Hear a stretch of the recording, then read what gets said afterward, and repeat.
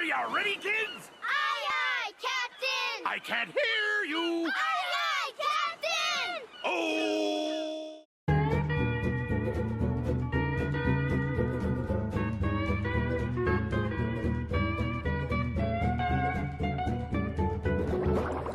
Hello everyone, welcome to another Funko Pop unboxing video. Today who's hitting the lights right now? Nosferatu. Let's try that again. Hello everyone, welcome to another Funko Pop unboxing video. Today we have 8 pops here. Well, I guess Nosferatu as well.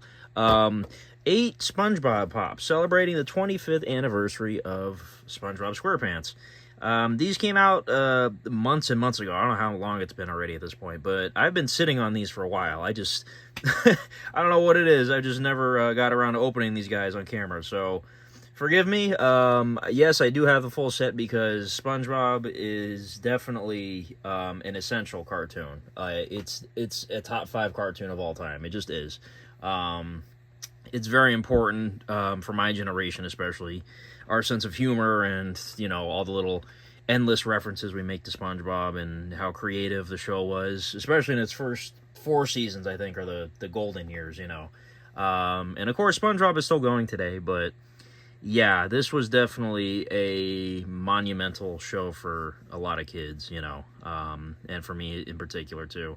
And, yeah, so I figured I'd get the whole set because, you know, I mean, it's the 25th anniversary, it's special, and you know, I would have ended up getting most of these guys anyway. I know for sure I would have bought these 4 right here 100%. I know I would have.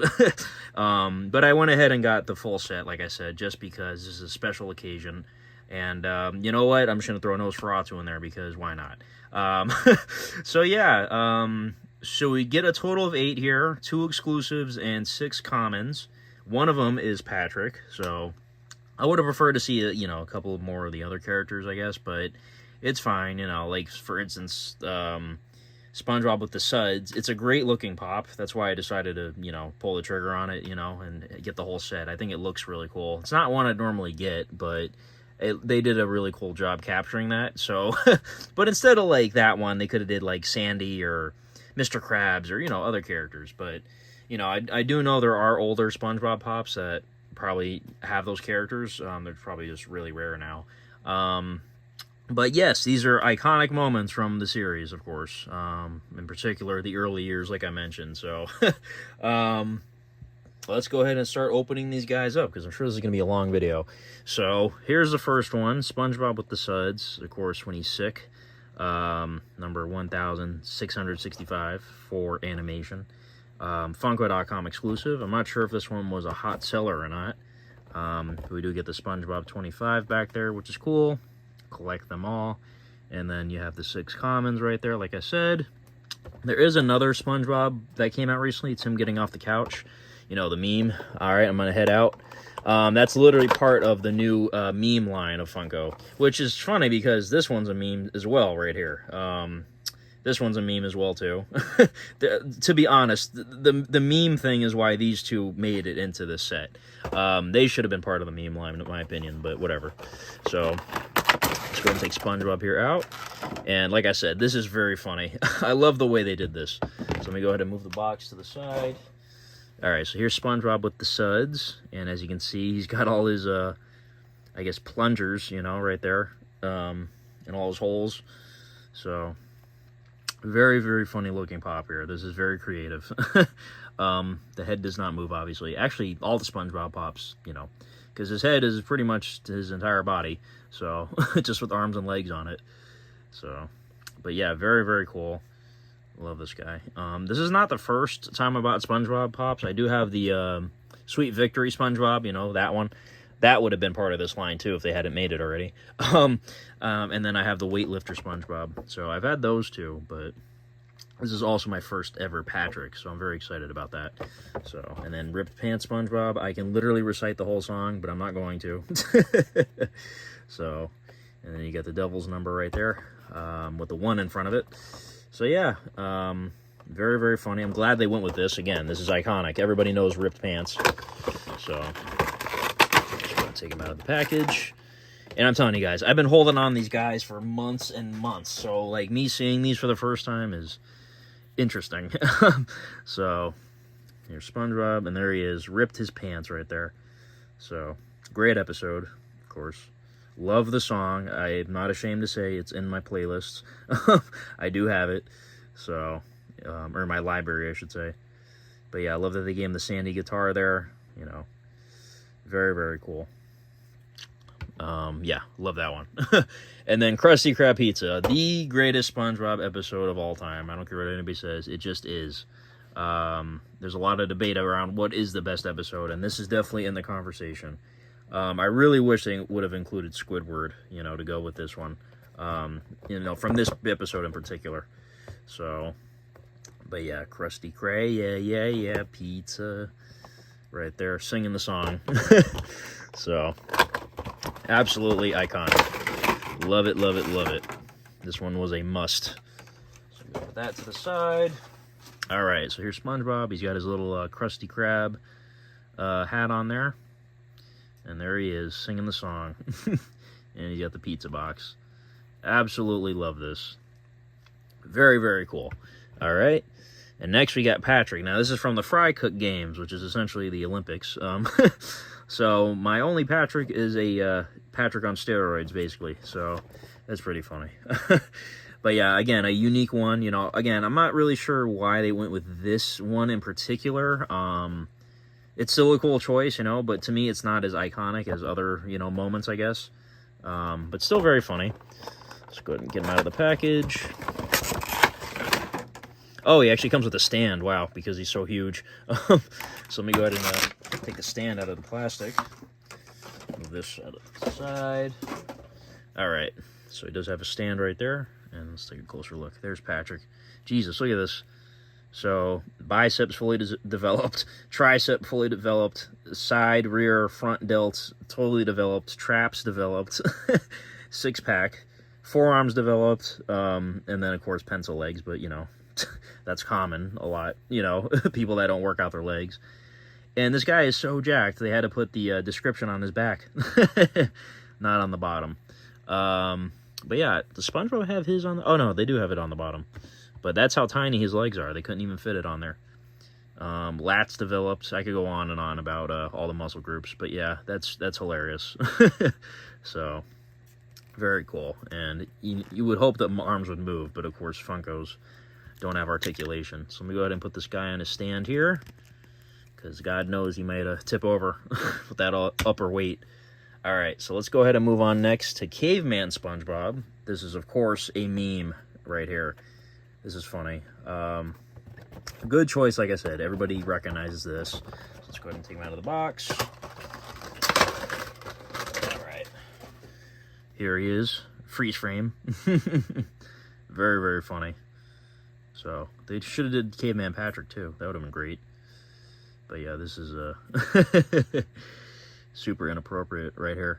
Yeah, I love this. This is funny. Definitely captured the caveman appearance. So, next we have DoodleBob, who technically is another character. He's not SpongeBob. So, besides Patrick, we do have another character. And again, iconic. I absolutely love that they made DoodleBob. It is weird seeing him in 3 dimensions, though. But let's take a closer look at him. Again, top 5 episode for me. I believe the name is actually Frankendoodle, the name of the episode. And he's significantly thinner than SpongeBob, obviously. So, as you can see here, side by side. But he's got the pencil, which is great. I love that. Love it. Before it breaks, of course, at the end. Spoiler alert. It's even got, like, the little, like, pressing right there. So, as if somebody was using this. So, yeah. Super, super good choice right here. I love this. All right, so let me start moving these guys over because I can barely fit these guys on screen. There's so many. All right. Next, we have Glove World with SpongeBob. Now, again, this is also up for debate. I want to say this is probably my second favorite episode. Rock Bottom. Absolutely iconic. Seriously, it actually terrified me as a kid, too, because it was actually a scary episode. But yeah, very, very cool. So I'm going to go ahead and get him out of the package. take a closer look here. Again, glad they went with this choice in particular. SpongeBob and Patrick visit a Glove World, and on the bus ride back end up in Rock Bottom. It's a very scary place, and he's got his glove light right there, and he's got his glove hat. Super funny. And of course, cartoons, all the characters always have 4 fingers for whatever reason. So yeah, 4 fingers on the hands here and on the gloves. So that's pretty funny. Yeah, this is advanced darkness. I can't understand your accent. All right, and now let's get to mocking SpongeBob. Looks like DoodleBob should have came with a stand. I don't know why he didn't. He's got these tiny legs. All right, I'm mocking SpongeBob, which, again, meme galore right here. So let's go ahead and take him out. Closer look here. And I gotta say, they did a good job with the face. Look at this. That's really, it's actually kind of creepy if you look at it too long. Yeah. Look at that. Oh my god. Look at that arch. You could actually like skateboard off this. Wow, that's great. And then, of course, he's got his fry cook hat. So, wow, this is this is crazy right here. That's great. And last but not least, we have the man himself, Nosferatu, who celebrated 100 years of his film. Well, last year, technically, I guess. Actually, no, I take that back. Wasn't Nosferatu released in 1922? I just reviewed the new one. But I did get this pop in 2023, so I guess they were kind of late on that. I do remember Funko, like, announcing this a long time ago, so I feel like it was meant to come out in 2022, but it didn't. But, of course, Nosferatu is, you know, an iconic movie. It's essentially a rip-off of Bram Stoker's Dracula. They just changed all the characters' names. So, Dracula is Count Orlok here.